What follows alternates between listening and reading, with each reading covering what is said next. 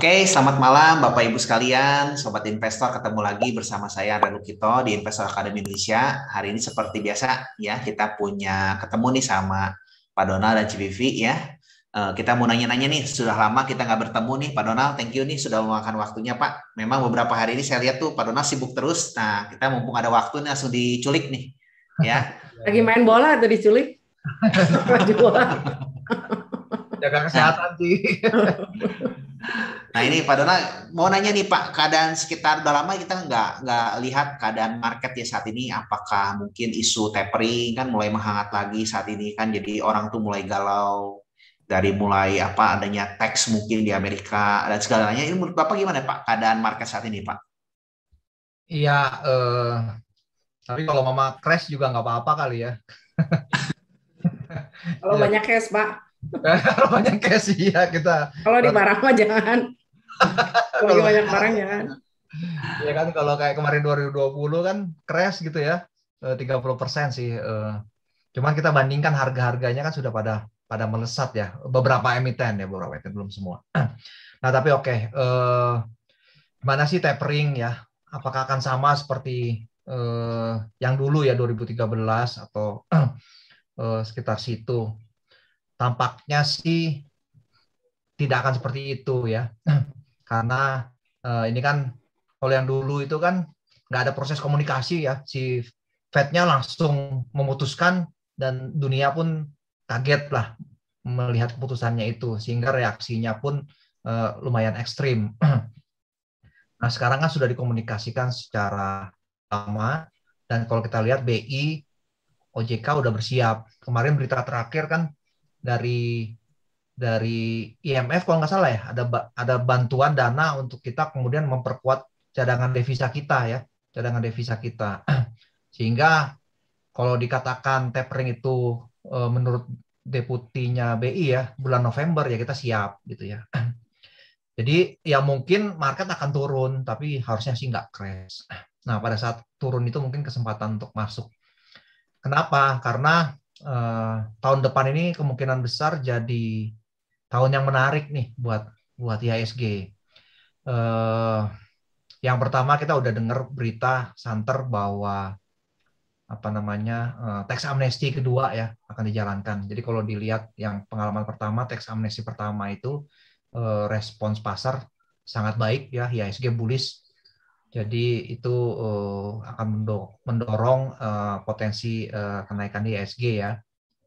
Di samping juga yang tentu sekarang sangat menarik sebenarnya adalah IPO ya. Jadi kita lihat kemarin Pak Erick Thohir memastikan bahwa IHSG itu akan dijadikan sebagai bursa terbaik di Asia Tenggara. Nah itu targetnya Erick Thohir. Jadi BUMN akan berpartisipasi aktif ya, baik itu IPO maupun termasuk dalam investasi di dalamnya. Kita lihat BUMN mungkin pada masuk ya. Yang terdekat itu adalah si Mitratel, Telkom, emiten tower telekomunikasi. Harusnya sih kapitalisasinya cukup besar. Tahun depan kemungkinan ada dua BUMN yang cukup besar, yaitu dari Pertamina adalah shipping sama geothermal. Demikian pula dengan anak usaha-usaha BUMN yang lain ya, dari Adikarya, dari berbagai jenis, mungkin rumah sakit ya, gabungan rumah sakit dari Pertamina, Pelindo, Timah itu kan dijadikan satu holding, mungkin itu juga akan IPO. Tapi tentu yang menarik adalah sentimen digital ya, karena sentimen digital ini kemudian menandai era baru dari IHSG. Bahwa IHSG itu sekarang emang dikenalnya sebagai perusahaan-perusahaan komoditas ya, perusahaan-perusahaan yang siklikal. Kalaupun ada yang mungkin kayak banking ya, BCA, BRI, tapi itu juga siklikal. Nah, dengan masuknya kemarin Tokped dan mudah-mudahan GoTo bisa menyusul apakah di akhir tahun ini atau awal tahun depan ya, disusul dengan yang lain itu akan merubah wajah IHSG. Jadi mirip kayak Cina 10-15 tahun yang lalu pada saat perusahaan-perusahaan digital mulai IPO. Nah, kita akan dengar GoTo itu divaluasi di harga 40 billion US dollar ya. Makanya dia sekarang lagi berbenah ya, lagi mempercantik diri ya kan, akuisisi sana sini biar lengkap ekosistemnya, sehingga nanti divaluasi mahal. Kemarin sih katanya 40 billion US dollar. Artinya apa? Dia akan menjadi perusahaan dengan market cap tertiga terbesar. Kalau nggak salah di bawah BRI, BCA gitu ya. Jadi 560 triliun lah kalau dirupiahkan. Kalau kemarin ngikutin kayak Bukalapak kan ARA 2 kali itu bisa sampai 700 triliun. Artinya kan kalau 700 triliun market cap kita sekarang ini 7.000 triliun, itu bisa 10% ngangkat market cap-nya IHSG. Luar biasa besar ya. Belum juga nanti kita dengar unicorn-unicorn yang lain, misalnya kayak Traveloka ya, Traveloka juga udah bersiap untuk IPO, terus tiket.com ya, tiket.com saya nggak tahu nanti beli-belinya apakah akan menyusul ya, dan tentu rangkaian perusahaan-perusahaan digital berikutnya ya. Jadi ini merupakan era baru di mana kemudian IHSG akan berubah nih tampilannya dengan mulai masuknya perusahaan-perusahaan digital. Nah, mudah-mudahan ini bisa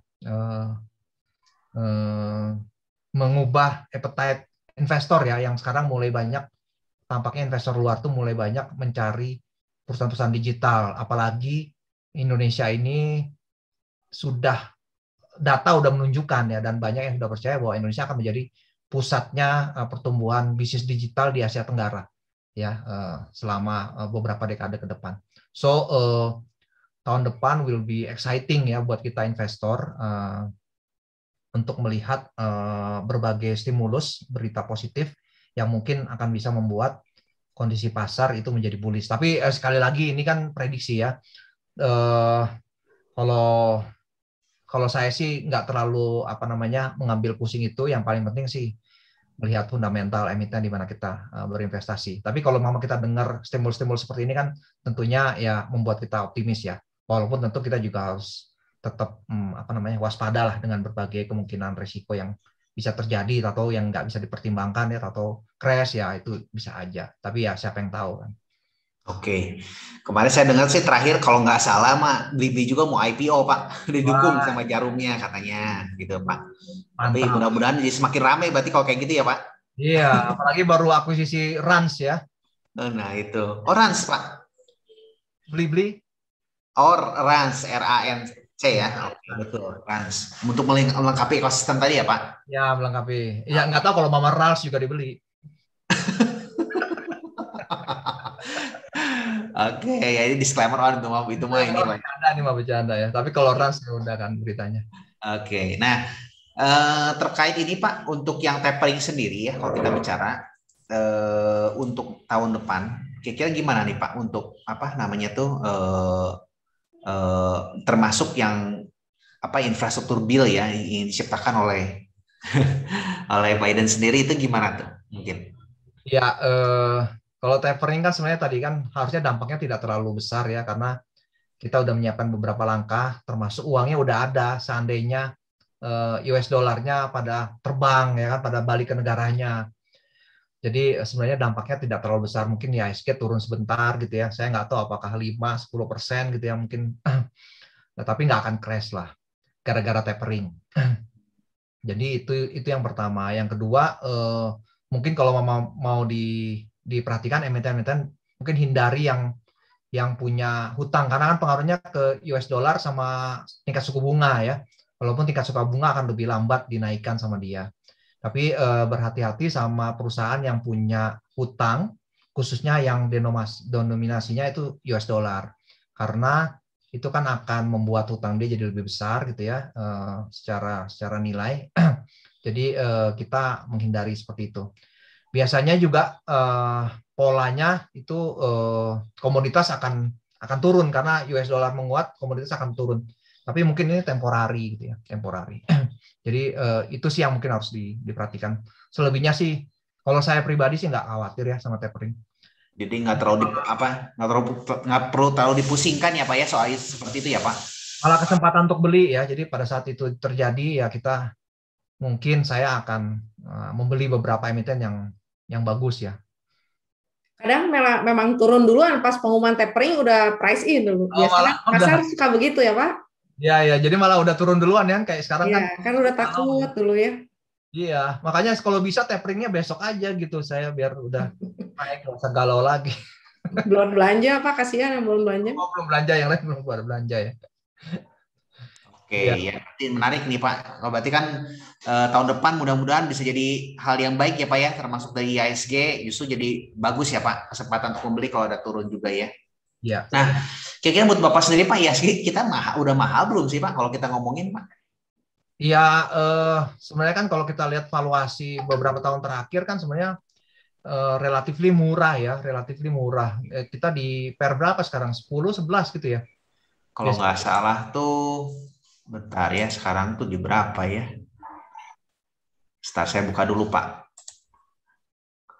Per 11 Pak, average weight-nya yang 20, 11 sampai 20 lah mungkin ya. Yang weight average-nya 20, di average pair-nya kalau di sini Mas 11,1.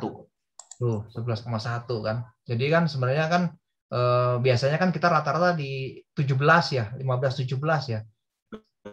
Betul. Sama seperti kan dihargai biasanya di 12-15. Jadi masih murah. Sementara dibandingkan dengan bursa-bursa lain, Amerika, Eropa ya, China ya, itu kan mahal ya, mahal.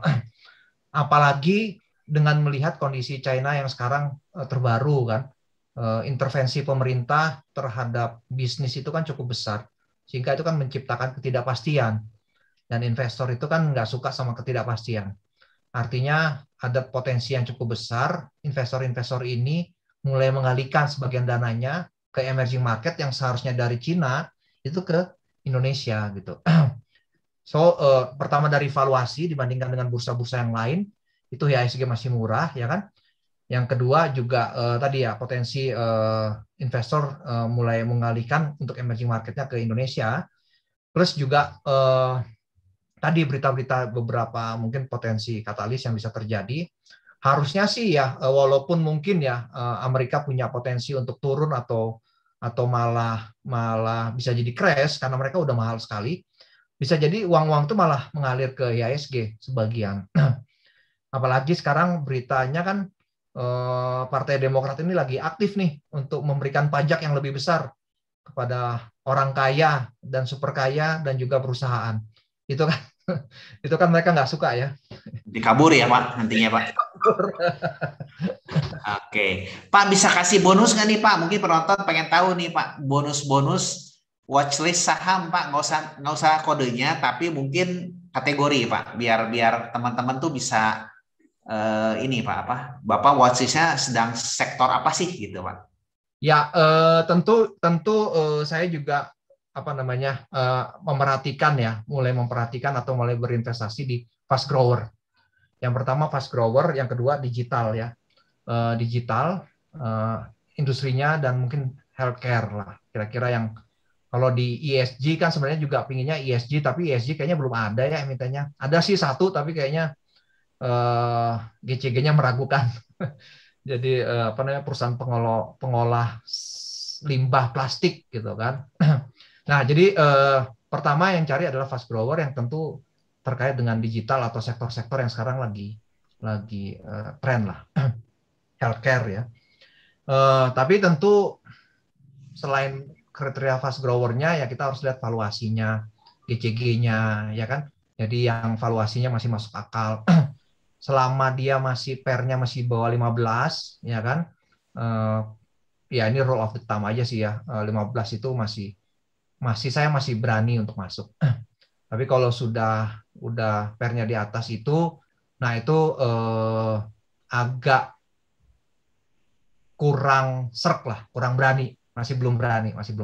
Kecuali satu lah yang emiten yang sekarang sudah dipegang, harganya udah lumayan lama, lumayan tinggi, pair-nya udah cukup tinggi, tapi saya melihat story-nya masih kuat, jadi masih dipegang gitu ya.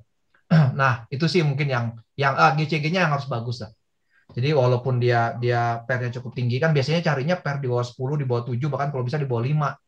Nah ini malah sekarang udah 10 sampai 15. Cukup tinggi, tapi saya ngelihat GCG-nya ya, siapa di balik orang di balik itu. Kalau dia bisa dipercaya, jujur, kompeten, agresif. Nah, ini agresif nanti yang kemudian jadi sasaran utama untuk diteliti lebih dalam. Oke.